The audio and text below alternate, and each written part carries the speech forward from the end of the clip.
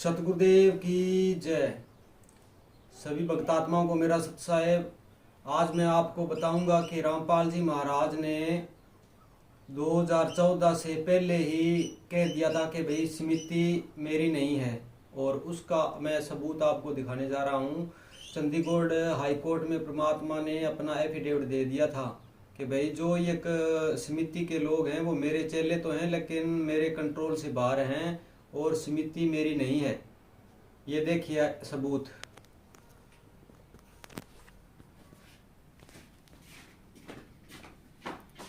ये रामपाल जी महाराज ने अपना एफिडेविट दिया था चंडीगढ़ हाई कोर्ट में।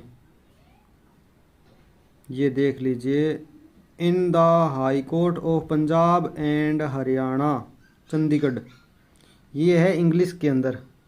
रामपाल दास हैज़ नेदर इशूड एनी, ये है इंग्लिश के अंदर, और हमने इसको ट्रांसलेशन किया है हिंदी के अंदर। ये आपको दिखाते हैं, ये है हिंदी के अंदर। ये देख लीजिए,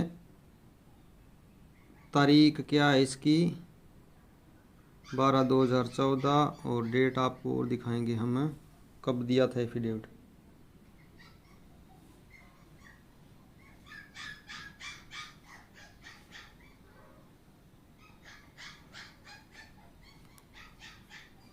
चंडीगढ़ स्थित पंजाब एंड हरियाणा उच्च न्यायालय में।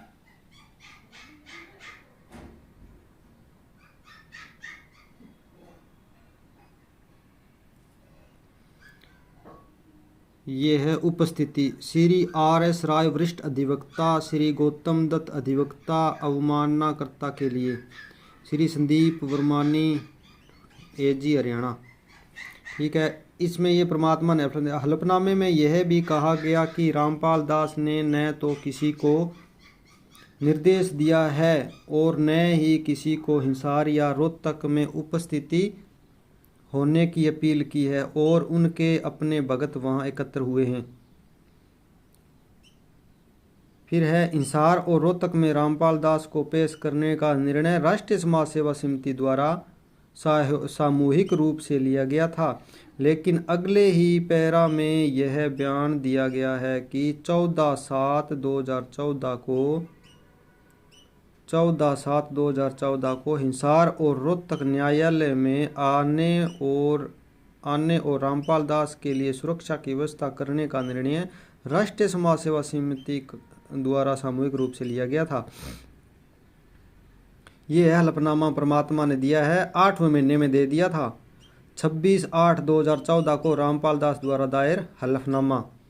ठीक है, ये खुलासा करता है कि रामपाल दास राष्ट्रीय समाज सेवा समिति के सदस्यों के साथ किसी भी तरह के संबंध से इनकार करता है। ये परमात्मा के वचन है भक्त भाइयों, देख लो। परमात्मा ने सब कुछ काम पक्के में किया, कच्चे में नहीं किया, और परमात्मा दोगली बात नहीं करते। यही बात परमात्मा ने सारी विश्व के सामने कहा था कि भाई ये राष्ट्रीय समाज सेवा समिति मेरी नहीं है, ये काले कमांडो मेरे नहीं हैं, मैंने किसी को ढाल नहीं बनाया, मैं छुपा रहा इसलिए बच गया, नहीं तो मुझे मार देते। ये परमात्मा ने सारे विश्व के सामने कहा था, और यही परमात्मा ने लिखित में हाई कोर्ट में दिया है। सबूत आपके सामने है भगत भाइयों, चेत जाओ। इनकार, यह है संबंध से इनकार करता है, और यह बयान देता है उसने कभी भी उन्हें हिसार या रोहतक में उपस्थित होने के लिए नहीं कहा था, लेकिन पैराग्राफ 7 में यह स्वीकार करता है कि जो लोग हिसार और रोहतक आए थे वे मास्टर राम कुमार डाका द्वारा संचालित राष्ट्रीय समाज सेवा समिति के सदस्य हैं। परमात्मा ने कहीं भी झूठ नहीं कहा, परमात्मा ने जो कहा है, और ये जो समिति के लोग गुंडे कहते हैं वो बातें सब मैच खाती है। लेकिन आज भगत समाज को गुमराह किया जा रहा है कि गुरुजी की ही समिति है, गुरुजी का ही मैनेजमेंट है, गुरुजी ने ऑडियो में कहा है, वीडियो में कहा है। ये सब झूठी बात है भगत भाइयों, देख लो आपके सामने सबूत सारे हैं। यही बात राम कुमार डाका, जो समिति बनाई थी राम कुमार डाका ने, उसमें कहा कि हम गुरुजी से ना तो कोई दिशा निर्देश लेंगे, गुरुजी केवल सत्संग करेंगे और नाम दीक्षा तक ही सीमित रहेंगे। और गुरुजी को कहीं भी इन लोगों ने राष्ट्रीय समाज सेवा समिति में सदस्य नहीं बनाया है।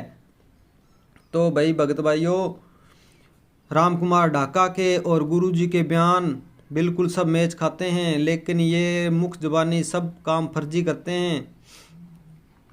ये उसी काल भगवान के एजेंट हैं जो कागज़ों में काम तो पक्का रखता है लेकिन मुख्य जुबानी सब काम फर्जी करते हैं।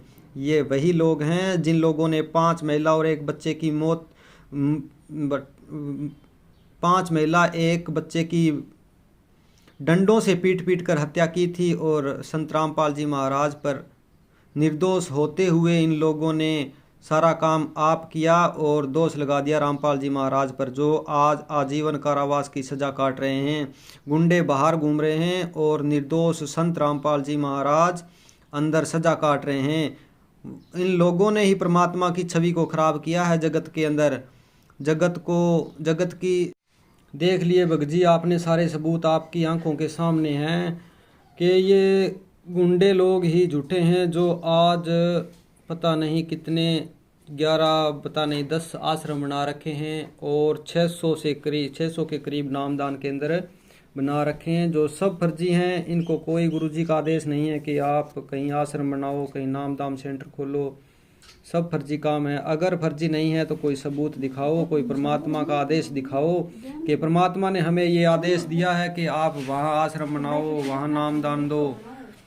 हमें गुरुजी ने जो ज्ञान दिया है उसके एक बात के 10 सबूत दिए हैं, लेकिन इन गुंडों के पास एक भी सबूत नहीं है कि हमको गुरुजी ने आदेश दिया है। कोई एक तो सबूत दिखाओ। हम आपको 10 सबूत दिखा रहे हैं एक बात के। हम उसी परमात्मा के शिष्य हैं जो सबूत के बिना बात नहीं करते, लेकिन इन गुंडों के पास कोई बात नहीं है। इनसे कोई ज़्यादा कहता है तो उसको ये गुरुद्रोही घोषित कर देते हैं। इसलिए हम आपको कहते हैं कि भगत भाइयों, इन गुंडों से सवाल करो और इनसे पूछो कि ये आपने अगर गुरुजी निर्दोष हैं तो उनको सज़ा किसने करवाई है।